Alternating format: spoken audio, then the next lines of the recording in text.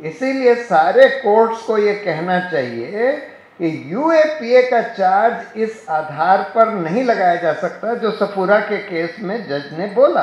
अब ये समय आ गया है कि हमको पुलिस ऑफिसर्स के खिलाफ उनको परस्यू करना पड़ेगा झूठे चार्जेस वगैरह के लिए, तभी जाकर ये सब बंद होगा। नहीं तो इन लोगों को लगता है कि भाई ठीक है, हम तो सरकार के आदेश का पालन कर रहे हैं, हमको प्रमोशन मिलता रहेगा, कितना भी झूठा चार्ज बना दो, हमें तो कुछ हो ही नहीं सकता, हमारे खिलाफ तो कुछ हो ही नहीं सकता।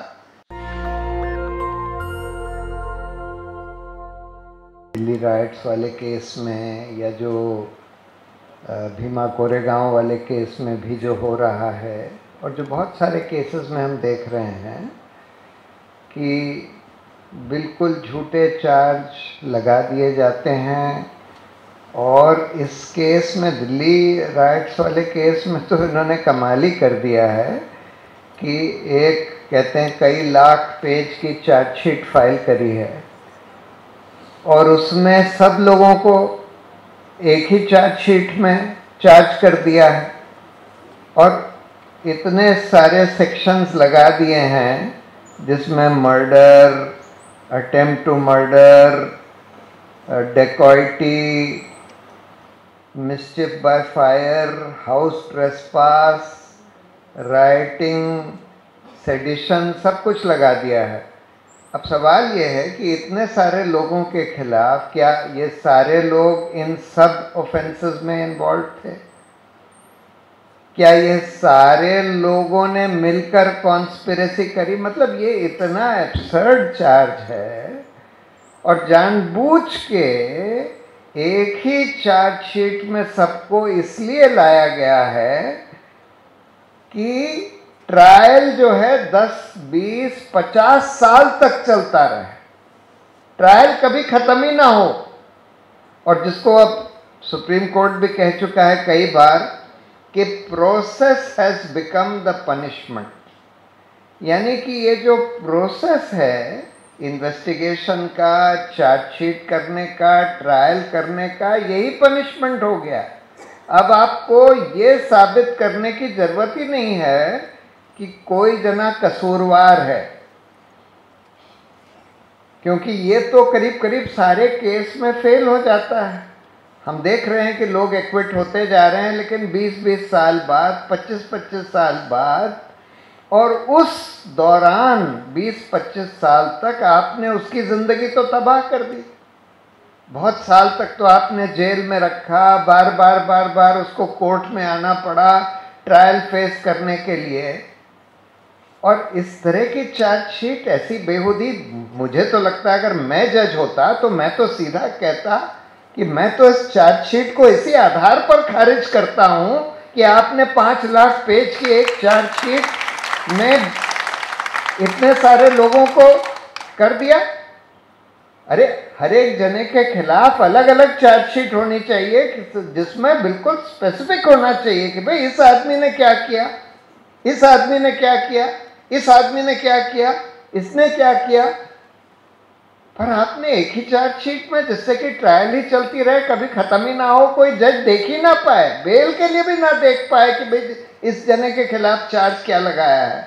5 लाख पेज पढ़ने में तो आपकी जिंदगी गुजर जाएगी।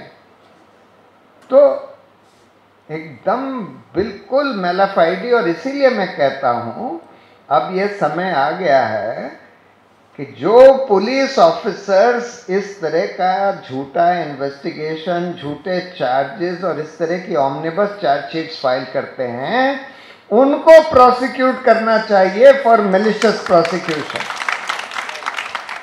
जब तक ये नहीं होगा, जब तक कुछ पुलिस अफसर इसमें इनका प्रोसिक्यूशन, कन्विक्शन और पनिशमेंट नहीं होता इस तरह के मैलिशियस प्रोसिक्यूशन के केसेस में, तब तक ये व्यवस्था नहीं सुधरेगी। क्योंकि इन लोगों को लगता है कि ये तो बड़ा आसान है, यही कहते रहो कि भाई हम इन्वेस्टिगेशन कर रहे हैं, कई साल, 10-10 साल तक इन्वेस्टिगेशन चलाओ, फिर 5 लाख पेज की चार्जशीट फाइल कर दो, बोलो कि अब तो 50 साल ट्रायल चलेगी, और उसमें यूएपीए वगैरह का चार्ज लगा दो जिससे बेल ही ना मिल पाए।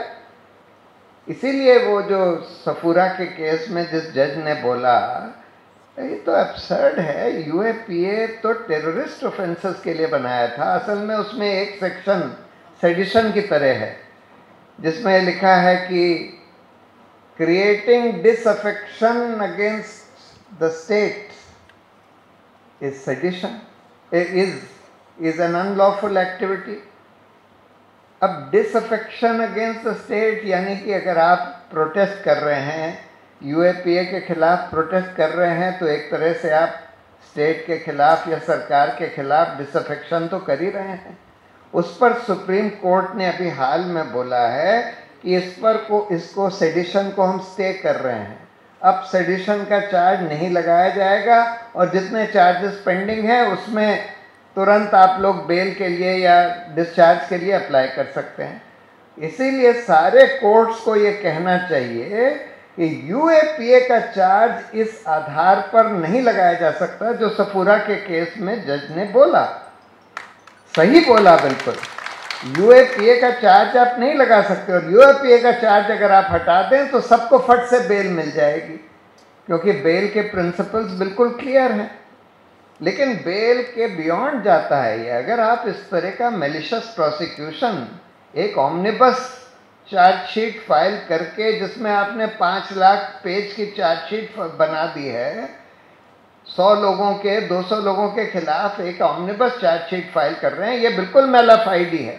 इसको इसी आधार पर सिर्फ खारिज ही नहीं करना चाहिए, पुलिस ऑफिसर्स को दंडित करना चाहिए कि आप बिल्कुल मैलिशियस प्रोसिक्यूशन कर रहे हैं। तो इसलिए अब ये समय आ गया है कि हमको पुलिस ऑफिसर्स के खिलाफ उनको परस्यू करना पड़ेगा झूठे चार्जेस वगैरह के लिए, तभी जाकर ये सब बंद होगा। नहीं तो इन लोगों को लगता है कि भाई ठीक है, हम तो सरकार के आदेश का पालन कर रहे हैं, हमको प्रमोशन मिलता रहेगा, कितना भी झूठा चार्ज बना दो, हमें तो कुछ हो ही नहीं सकता, हमारे खिलाफ तो कुछ हो ही नहीं सकता। आप इतने सारे लोगों की ज़िंदगी तबाह कर रहे हैं, आपके खिलाफ तो बिल्कुल होना चाहिए। तो इसलिए मेरी राय में एक तो खैर सबको, चाहे सुप्रीम कोर्ट ने उस पर रोक ज़रूर क्यों ना लगा दी हो, लेकिन फिर भी ये सबको ये कहना चाहिए कि यूएपीए का चार्ज आप इस आधार पर नहीं लगा सकते। और दूसरी बात ये कहनी चाहिए कि ये चार्जशीट ही बिल्कुल बोगस है, इस तरह की ऑमनिबस चार्जशीट बोगस है। तो